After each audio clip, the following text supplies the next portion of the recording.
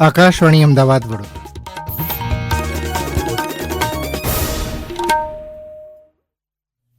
પ્રાદેશિક સમાચાર જયેશ વેગડા વાંચે છે.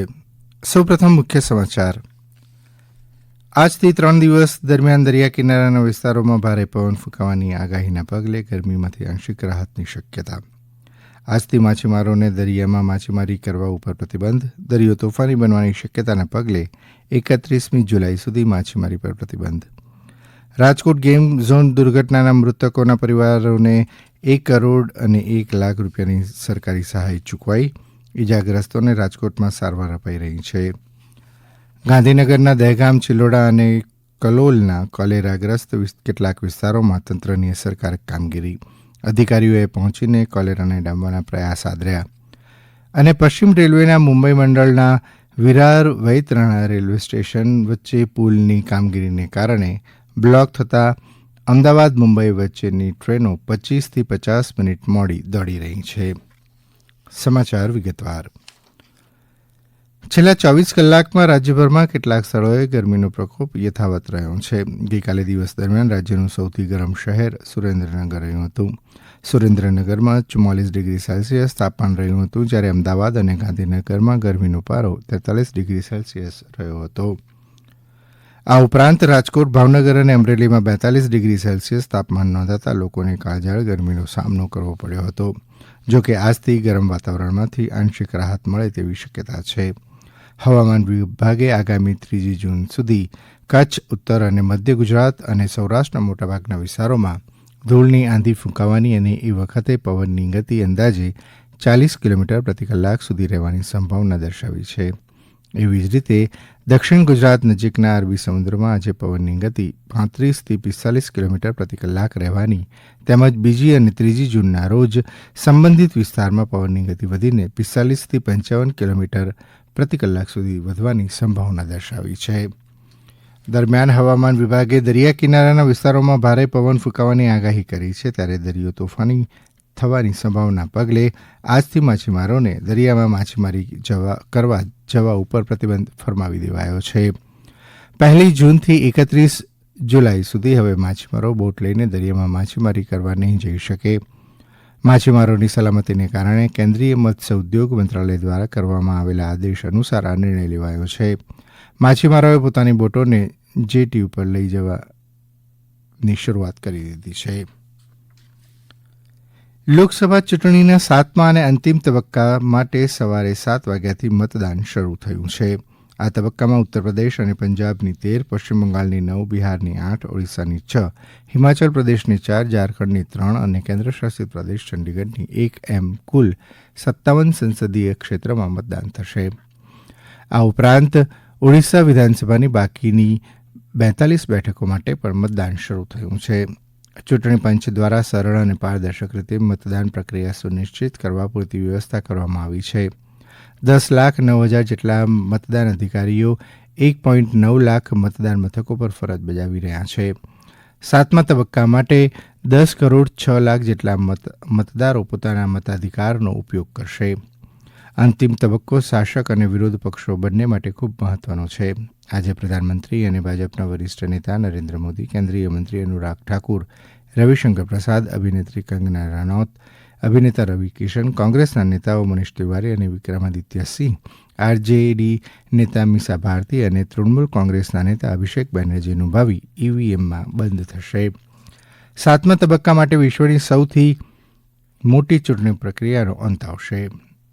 અત્યાર સુધીમાં 446 બેઠકો પર મતદાન થઈ ચૂક્યું છે. 4 જૂને પરિણામ જાહેર થશે. કેન્દ્રીય ગૃહમંત્રી અમિત શાહ ગઈકાલે સાંજે સોમનાથ મહાદેવના દર્શને પહોંચ્યા હતા. અહીં તેમણે પ્રથમ જ્યોતિર્લિંગ સોમનાથ મહાદેવના દર્શન પૂજા કરી ધ્વજ પૂજા કરી હતી. સોમનાથ મંદિરના પંડિતો અને ઋષિકુમારોના મંત્રોચ્ચાર વચ્ચે ગૃહમંત્રીએ સોમનાથ મહાદેવના દર્શન કર્યા હતા.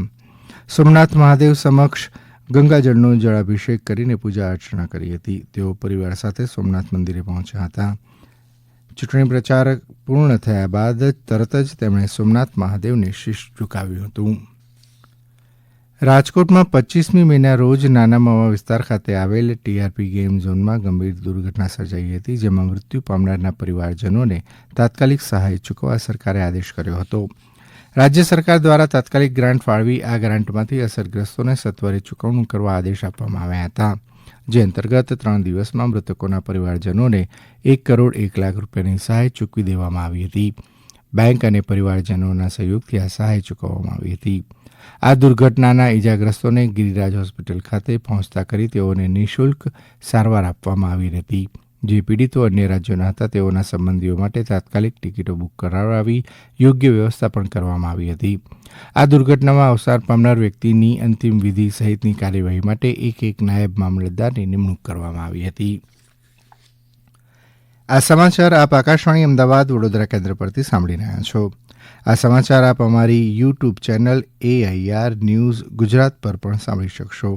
વધુ સમાચાર માટે આપ અમારા ટ્વિટર હેન્ડલ AIR_news_ABAD ને ફોલો કરી શકો છો.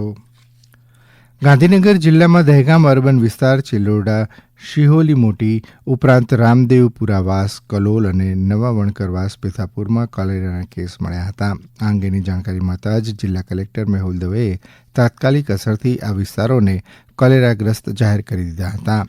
કલોલ અને ગાંધીનગરના પ્રાંત ઓફિસરોને તાત્કાલિક આ વિસ્તારોની મુલાકાત લઈ જરૂરી પગલાં ભરવા આદેશ આપ્યા હતા, જેના પગલે અસરગ્રસ્ત વિસ્તારોમાં પ્રાંત ઓફિસર ઉપરાંત સંબંધિત મામલતદાર, તાલુકા વિકાસ અધિકારી તેમજ આરોગ્ય અધિકારીની ટીમ અસરગ્રસ્ત વિસ્તારોમાં પહોંચી ગઈ હતી.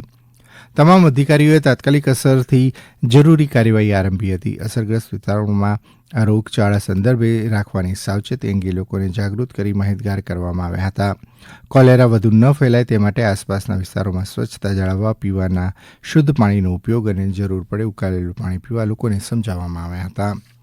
લોકસભા ચૂંટણીની મતગણતરી આગામી 4 જૂનના રોજ યોજાશે. આ અંગે તાપી સેવા સદન ખાતે ગઈકાલે મતગણતરીની રૂપરેખા આપવા માટે પત્રકાર પરિષદ યોજી ચૂંટણી અધિકારી દ્વારા માહિતી આપવામાં આવી હતી.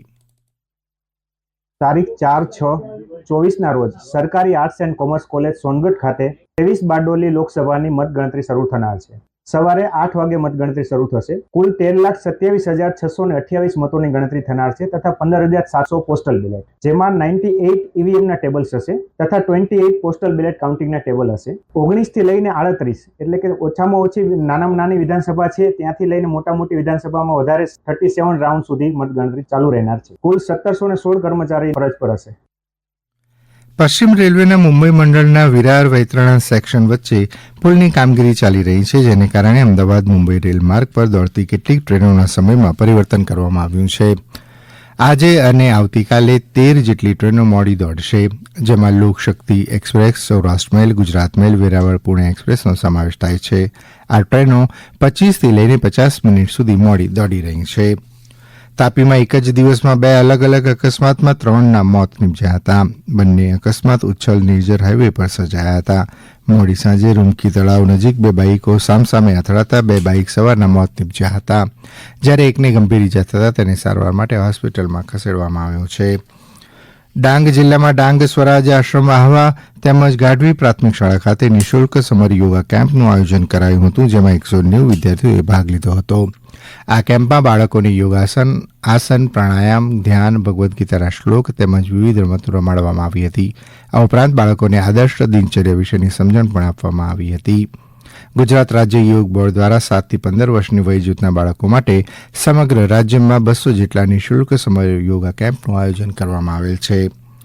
પાટણ સમર સાયન્સ કેમ્પ પાટણના રિજનલ સાયન્સ સેન્ટર ખાતે યોજાયેલા 3 દિવસીય સમર સાયન્સ કેમ્પનું ગઈકાલે સમાપન થયું હતું. આ કેમ્પમાં 7 જિલ્લાની 29 શાળાઓના વિદ્યાર્થીઓએ ભાગ લીધો હતો. પાટણ જિલ્લાના અમારા પ્રતિનિધિ રમેશ સોલંકી જણાવે છે કે આ સમર સાયન્સ કેમ્પમાં સાયન્સ, ટેકનોલોજી, એન્જિનિયરિંગ અને મેથેમેટિક્સ આધારિત વિવિધ સાયન્ટિફિક ચર્ચા, વર્કશોપ અને પ્રવૃત્તિઓ સાથે ઇન્ડોર અને આઉટડોર ગેમ્સનું આયોજન કરવામાં આવ્યું હતું. અંતમાં મુખ્ય સમાચાર ફરી એકવાર. આજથી 3 દિવસ દરમિયાન દરિયા કિનારાના વિસ્તારોમાં ભારે પવન ફૂંકાવાની આગાહીને પગલે ગરમીમાં આંશિક રાહતની શક્યતા. અને આજથી માછીમારોને દરિયામાં માછીમારી કરવા ઉપર પ્રતિબંધ. દરિયો તોફાની બનવાની શક્યતાના પગલે 31મી જુલાઈ સુધી માછીમારી પર પ્રતિબંધ. આકાશવાણી અમદાવાદ વડોદરા કેન્દ્ર પરથી પ્રાદેશિક સમાચાર પૂરા થયા.